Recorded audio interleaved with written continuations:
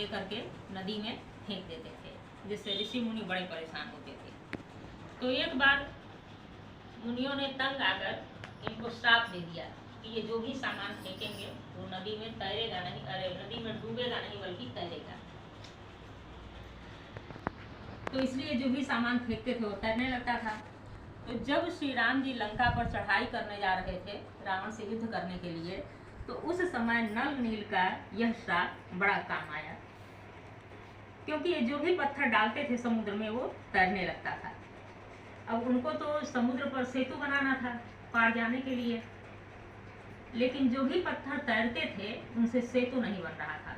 पत्थर तो इधर उधर तैर रहे थे, सेतु तो तब बनेगा ना जब पत्थर आपस में जुड़ेंगे। तो सब लोगों ने ये समस्या जाकर के हनुमान जी से कही। तो हनुमान जी तो पत्थर पर राम नाम लिखो और लिख करके पानी में डालो। तो उसमें कुछ लोग तर्क दिए कि भाई पत्थर पर राम नाम लिखा होगा तो हम उस पर चढ़ कर जाएंगे कैसे। तो हनुमान जी ने कहा कि ठीक है, नहीं जा सकते तो राम लिख करके पत्थर को उल्टा डाल दो पानी में। अब यह जो उल्टा डालना है पत्थर का पानी में, यही है गुप्त सत्संग। जैसा कि मैंने भी बार बार ये कहा है कि हमको अपना भजन गोपनीय रखना चाहिए। भजन में गोपनीयता बहुत जरूरी है। जब तक हमारा भजन पक नहीं जाता है, जब तक हमारे आचरण में वह न उतरने लगे, तब तक हमको उसे गोपनीय ही रखना चाहिए और बिना अपने गुरु की अनुमति के इसे जाहिर नहीं करना चाहिए। क्योंकि यदि हम ऐसा करते हैं तो इससे हमको तो कम लेकिन हमारे गुरु को ज़्यादा नुकसान होगा और कई बार गुरु अपराध होने का भी खतरा रहता है। तो मेरे भाई बहन, पत्थर पर जब राम नाम लिख कर डाला गया तो ये आपस में जुड़ते चले गए और इससे सेतु बनकर तैयार हो गया, नहीं जा सकती थी। यानी कहने का मतलब यह है कि हमारी जो अपेक्षित सफलता थी, जो हमारा टारगेट था, वो अभी भी हमको पूरा नहीं मिला था। इसका कारण यह था कि सेना तो बहुत विशाल थी और सेतु बहुत पतला बना था। तो उस सेतु पर से अगर सेना जाती तो पहली बात तो समय बहुत ज्यादा लग जाता है और दूसरी बात ये थी कि थोड़े थोड़े सैनिक जाते तो रावण उधर से मारता चला जाता आसानी से। तो अब ये बात सब श्री राम जी को पता चली, उनको जाकर के लोग बताए। वो कहा ठीक है, चलते हैं, देखते हैं। तो खुद आए निरीक्षण करने के लिए और जो सेतु बना था ऊपर बीचों बीच में जाकर खड़े हो गए। वहां खड़े होकर उन्होंने समुद्री जीवों का आवाहन किया।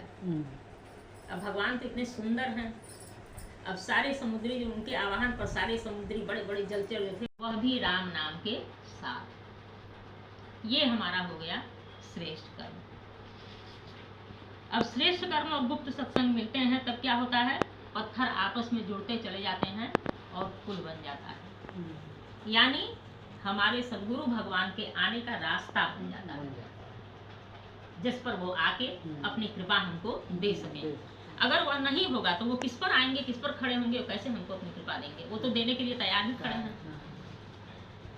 लेकिन अभी भी श्रेष्ठ कर्म तो ये शुभ कर्म, शुभ पुरुषार्थ तो हो गया, लेकिन अभी भी सेना ट्रांसफर नहीं हो सकती है। अभी भी हमारा टारगेट हमसे दूर है। तो उसके लिए क्या चाहिए, कृपा भूमि। तो चौथा है कृपा भूमि। शुभ पुरुषार्थ द्वारा निर्मित सेतु पर जब सद्गुरु भगवान अपनी कृपा के साथ उपस्थित होते हैं तब हमको उनकी कृपा मिलती है। उनके संकल्प से पूरे समुद्र पर जलचर जीवों से एक भूमि तैयार होती है जिस पर से सेना ट्रांसफर होती है। इसे कहते हैं कृपा भूमि।